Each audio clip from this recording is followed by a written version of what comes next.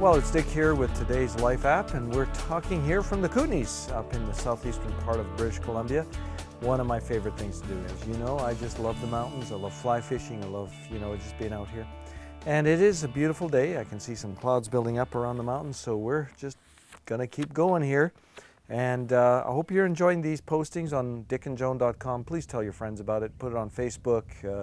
Invite your friends. Also visit our events page, Dick and Joan. And you'll find out a little more about what we're doing. Lots of live events and many other prophetic events happening at dickandjoan.com. I'm going to say it, Canada's premier website for the prophetic voice. I don't know, but we're working at it. Anyway, I want to talk today about going through trials. This is common to everybody. I heard one theologian say this: you're either going into a trial, or you're in a trial, or you're going out of a trial. And unfortunately, that's probably true.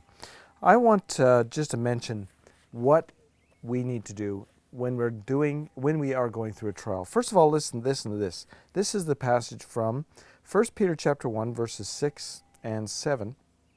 In this you greatly rejoice, though now for a little while you are in, if need be, that you've been grieved by various trials, that the genuineness of your faith, being much more precious than gold that perishes though it is tested by fire, may be found to the praise, the honor, and the glory at the revelation of Jesus Christ. What it's saying is that you may be going through a tough time, but the testing of your faith has far greater rewards in the long term. Well, if that is true, then here's some attitudes we need to develop even while we go through a trial. We need to consider the testing or the trying of our faith as something very valuable, very precious. A word came to me, actually, in the past 4 years. For many of you know that our lives have gone through quite a bit of calamity as a result of a failure. But a word of the Lord came to me and really spoke directly to my heart about that as much difficulty we had gone to, we could exchange it for more of Him, for His power, His grace, His glory.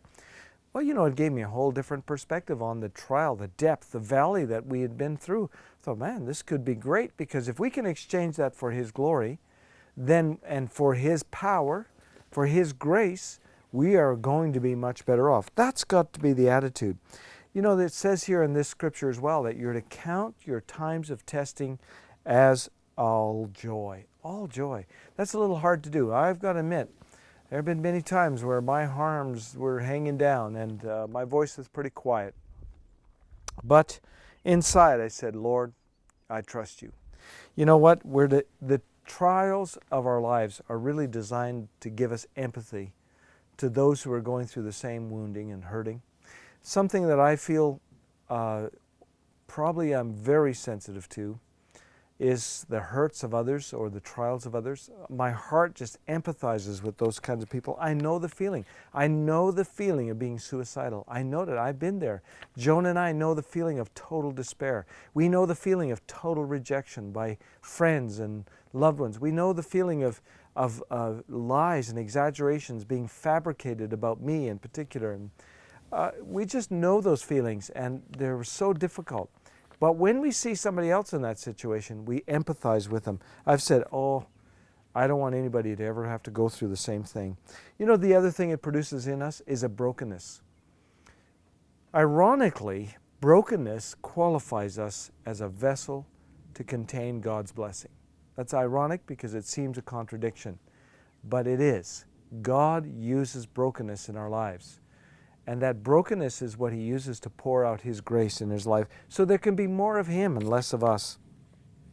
It also makes us submissive to God's will. It's nothing like going through a difficult season than changing our heart attitude and say, oh God, I just want to totally surrender to your life. I'm making a mess of my life. I'm in this trial. I'm beyond help, it seems. Will you take control of my life? Today's Life app is about letting God have His way even in the darkest hours of your life. Let Him be Lord. Submit yourselves entirely to Him, and you're going to see fruit abounding in your life.